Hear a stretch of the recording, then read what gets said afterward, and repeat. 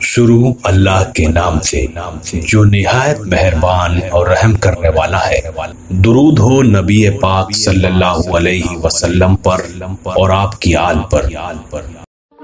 اگر آپ نے ابھی تک ہمارے چینل کو سبسکرائب نہیں کیا ہے تو مزید اچھے ویڈیوز پانے کے لیے ہمارے چینل کو سبسکرائب کریں اور سوشل میڈیا پر شیئر کریں۔ بخت نصر بادشاہ ابتدا میں نہایت نیک بخت و صالح تھا۔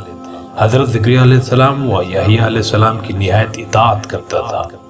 اتفاقاً اس نے ایک عورت سے نکاح کیا جس کے ہمراہ ایک لڑکی نہایت حسین جمیل پہلے شوہر سے تھی۔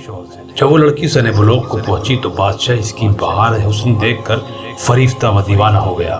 اس کی ماں کو پیغام دیا، وہ بہت خوش ہوئی، مگر دل میں اندیشہ کیا کہ بادشاہ پیغمبروں کا متی فرمان ہے اور نکاح اللہ کے پیغمبر کی شریعت کے خلاف ہے، وہ کیوں اس کام کی اجازت دیں گے؟ اس لیے بادشاہ سے کہا کہ تم اس کا مہر ادا نہ کر سکو گے۔ اس نے دریافت کیا کہ کتنا مہر ہے؟ جو کہو میں دوں گا۔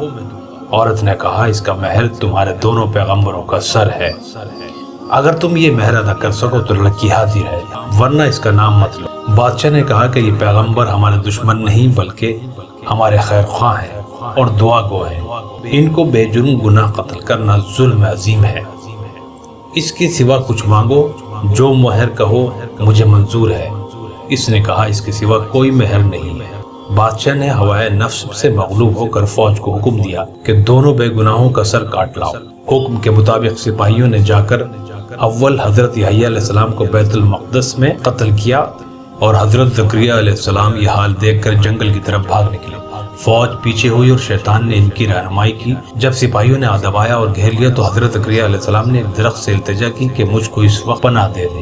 وہ درخت پھٹ گیا اور اس کے اندر سما گئے، وہ پھر بند ہو گیا، لیکن قدرے کپڑا باہر رہ گیا۔ فوج متحیر ہوئی کہ کہاں غائب ہو گئے۔ شیطان نے نشان دیا کہ اس درخت کے اندر ہے اور یہ کپڑا ان کے موجود ہونے کی علامت ہے۔ پھر شیطان نے آرے کی ترکیب بتائی، درخت چیرا گیا۔ جب نوبت آرا کی سر تک پہنچی تو حضرت یحییٰ علیہ السلام نے سسکی بھری حکم الہی نازل ہوا، اگر اف کرو گے تو پیغمبری سے خارج کر دیے جاؤ گے۔ تم نے غیر سے کیوں پناہ مانگی؟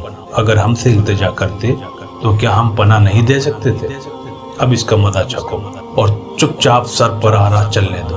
غرض یہ کہ سر سے پاؤں تک جسم چیرا گیا اور حضرت زکریا علیہ السلام نے دم نہ مارا۔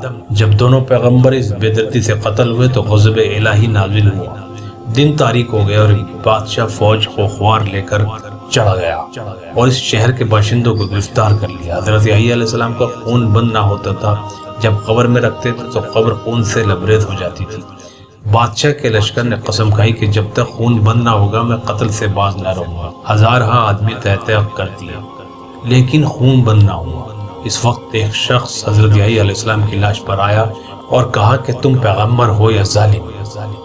ایک خون کے بدلے میں 1000 آدمی قتل ہو چکے ہیں، اب کیا سارے جہاں کو قتل کراؤ گے؟ اتنا کہنا تھا کہ خون بند ہو گیا۔ جامع دمشق میں حضرت یحییٰ علیہ السلام کی قبر ہے۔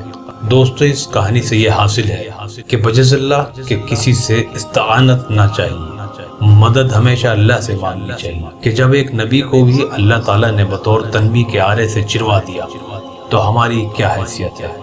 چنانچہ اس لیے اس واقعے سے سبق حاصل کرتے ہوئے ہمیں چاہیے کہ نہ تو کبھی کسی پر ظلم کریں اور نہ اللہ کے سوا کسی سے مدد مانگیں۔ اللہ تعالیٰ ہم سب کو عمل کرنے کی توفیق عطا فرمائے، آمین رب العالمین۔